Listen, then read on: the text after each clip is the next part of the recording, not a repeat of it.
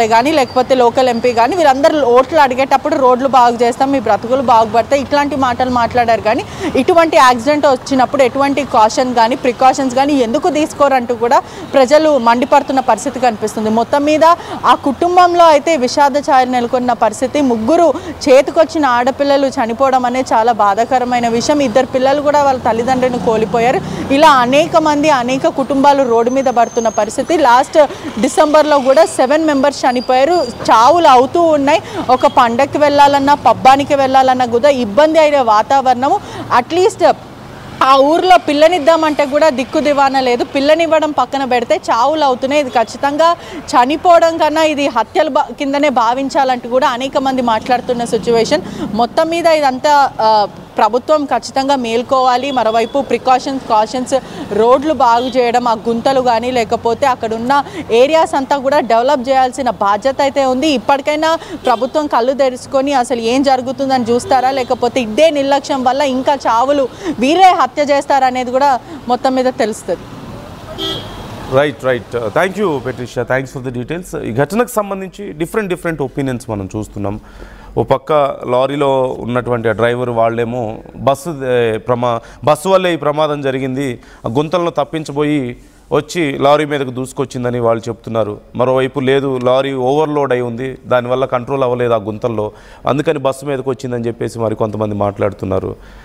ఇలా different opinions మనకు కనిపిస్తున్నాయి. పోలీసుల నుంచి ఇంకా ఎగ్జాక్ట్ దీనికి సంబంధించి అసలు విచారణలో ఏం బయటపడిందనేది తెలియాల్సి ఉంది. అసలు ఇవన్నీ కూడా కాదు, గుంతలు ఉండడమే అసలు ప్రమాదానికి కారణం అని చెప్పి మరికొంతమంది అంటున్నారు. ఇవన్నీ ఒక ఎత్తు అయితే ఇట్స్ ల్యాక్ ఆఫ్ కంట్రోల్ ఇక్కడ మనకు క్లియర్గా కనిపిస్తుంది. అంటే లారీలు ఎంత ఓవర్లోడ్లో వెళ్తున్నా ఎవరు పట్టించుకోరు, రోడ్ల మీద ఎన్ని గుంతలు ఉన్నా ఎవరు పట్టించుకోరు. And of course some times అది ఆర్టీసీ బస్ అయినా ప్రైవేట్ ట్రావెల్స్ అయినా సరే ఓవర్లోడ్, ప్రజలు ఎక్కువ ఉండాల్సిన దానికంటే ఎక్కువ మంది ప్రయాణికులు ఎక్కినా లేకపోతే వాళ్ళు ఎంత ర్యాష్గా డ్రైవ్ చేసినా there is no one to care about that. ఏదో ఒక కారణంతో ఏదో ఒక ప్రమాదం జరుగుతుంది, పదుల సంఖ్యలో ప్రాణాలు పోతున్నాయి, పదుల సంఖ్యలో కుటుంబాలు రోడ్డున పడుతున్నాయి. 4 రోజులు there will be chaos in 2 states. అధికారులు ఆ 4 రోజులు హడావుడి చేస్తారు. ఆ తర్వాత మళ్ళీ యాజ్ యూజువల్ మళ్ళీ ఇంకొక 1 వీక్కో 10 డేస్కో మరొక ప్రమాదం, మరొకసారి సేమ్ సిచ్యువేషన్.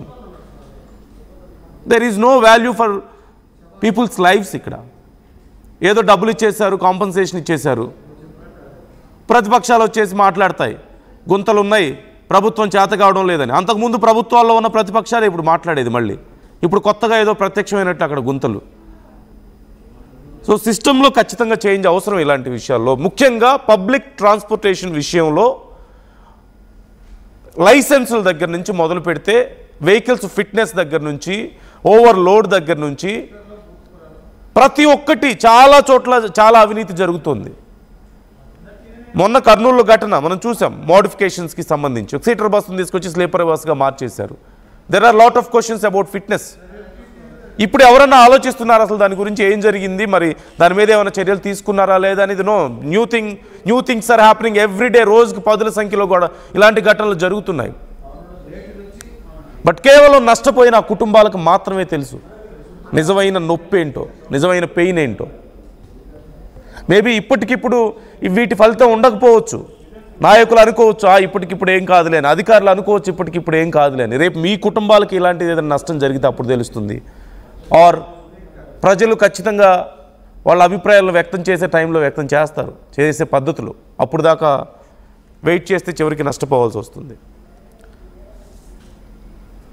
సో మీ అభిప్రాయాలు ఎలా ఉన్నాయి ఈ ఘటనల పట్ల? ఎవరో ఒకరిని బ్లేమ్ చేసి ఎవరో ఒకరి మీద ఇద్దరి మీద చర్యలు తీసుకొని ఆ యాజమాన్యాల మీదో లేకపోతే ఆ డ్రైవర్ మీదో కొంత కాంపన్సేషన్ ఇస్తే సరిపోతుందా?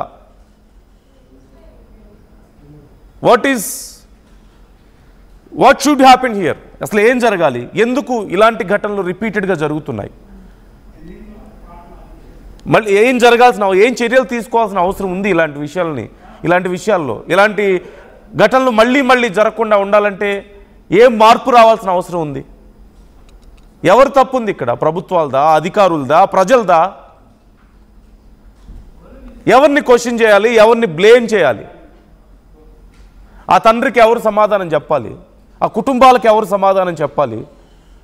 అటు ఒక 5 లక్షలు ఇటు ఒక 2 లక్షలు ఇచ్చేస్తే అయిపోయిందా?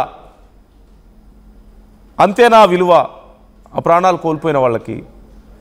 లేదంటే ఎవరో ఒకరి మీద చర్యలు తీసుకుంటే అయిపోయిందా? Comment your opinions. ఒకసారి నేను ఆ తండ్రి బాధను మరొకసారి నేను మీకు చూపించే ప్రయత్నం చేస్తాను. సార్ ముగ్గురు ఒక్కరైనా ఉంటే సార్ అంటే కూడా ఒకటేసారి ఎత్తుకెళ్తారా సార్?